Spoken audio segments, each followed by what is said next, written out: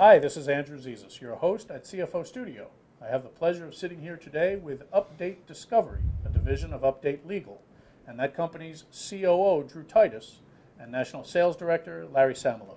Drew, it's nice to have you here on CFO Studio. Andy, thanks for inviting us. Larry, great to have you here. Andy, thanks for having us in. Really appreciate it. So guys, you're here today to talk to us about litigation costs and how the CFO can manage and control litigation costs.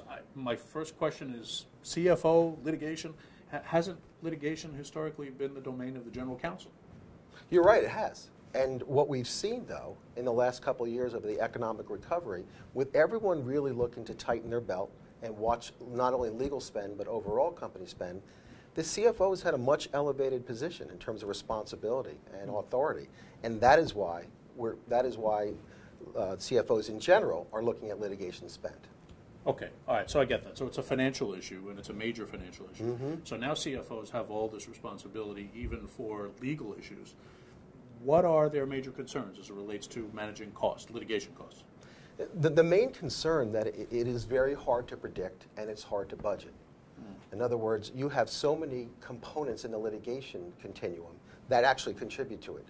Historically, you have a law firm, which you go to for your outside legal advice, and then you have a series of outside vendors that handle the non-law firm component. But what happens is, all of those entities tend to act in mostly in a fragmented way, and without really a general theme or a general strategy. And you can see with all that type of siloed approach, if you will, it breeds a lot of inefficiencies, and that drives the costs up, and even more so, it drives the budget up. We've talked before about discovery, and you've mentioned that discovery is a significant portion of litigation. What percentage-wise? What is? I would say it gets into about the 50% range. Wow. Okay, so 50%. So why is litigation so hard to manage, so hard to control? You know, Andy, I'll take that question.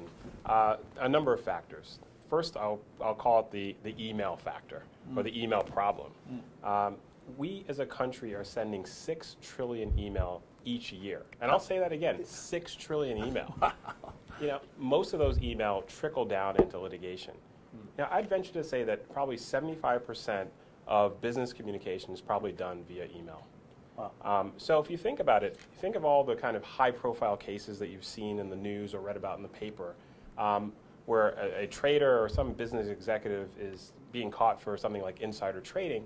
Typically, it's by email. They catch them by email. And so companies, adversaries, are asking for your email. That's the first thing they're asking for in litigation.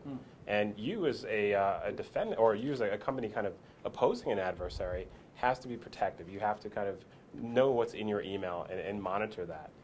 So I would say that email has become the new frontier for litigation. Right. One of the second factors, the courts are not making it easy for companies. The courts are increasing the burden on companies to respond to discovery in a much earlier fashion. Typically, you had about 120 days at a scheduling conference to respond, and now they're making you do it in 90 days. So that's another really important factor. Good. No, good. And finally, I would say that this has become more of an exercise in workflow management with the volume of emails. As you can imagine, Sure. 6 trillion, with the volume of emails that are kind of entering discovery, we need to find new and better ways to manage this. It's become a manufacturing exercise. And as you can see, all these things add up to increased costs for corporations. I would imagine, especially when those types of analytical reviews are done on a traditional cost basis, it's got to be significant. Oh, yeah, the hourly cost is skyrocketing because of the volume. So is it fair to say that the traditional approach is flawed? You know, I'd go so far as to say it's broken. It's Really? broken because if you think about how many emails you have to review and the armies of lawyers that you have to bring in now to review these emails, 10, 15 years ago, you didn't have to do that. And so think about that from a cost perspective, what you have to pay these people. And if you're paying the old rates that you were paying 10, 15 years ago, you know, that can easily break the bank for any company's litigation budget. Yeah, I can only imagine. So, all right, so the system's flawed. It tends to be costly. I think I heard you say it tends to be inefficient as a result. What alternatives are available to CFOs? Yeah, that's a great question. Because of, we've identified that there's a problem.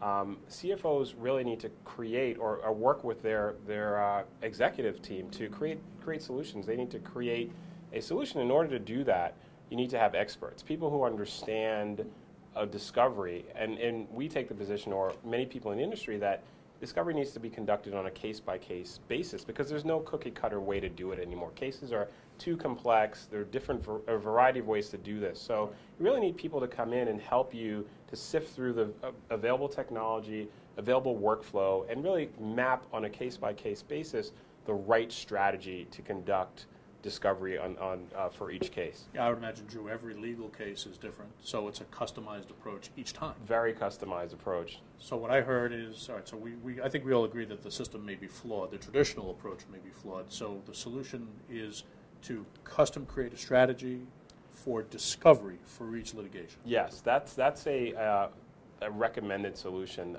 Certainly within a framework of, you have a specific framework, but you look within that framework to customize solutions on a case-by-case basis. Right. That's the I would say that's the best way to go forward in this new discovery arena. Okay, that makes perfect sense.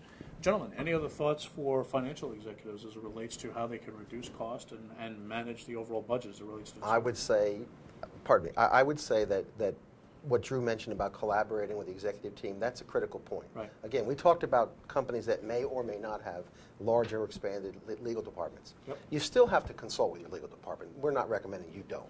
But what you do want to consult with are experts who are experts in strategy to helping you do this in a non-cookie cutter fashion. Right, right. So it really becomes a collaborative effort between finance exec, legal exec, management team, and then external service providers who are able to look at the discovery process from a strategic perspective, is what I'm hearing, and lay out a discovery process so that it can be managed financially in an economic fashion. Exactly. Correct.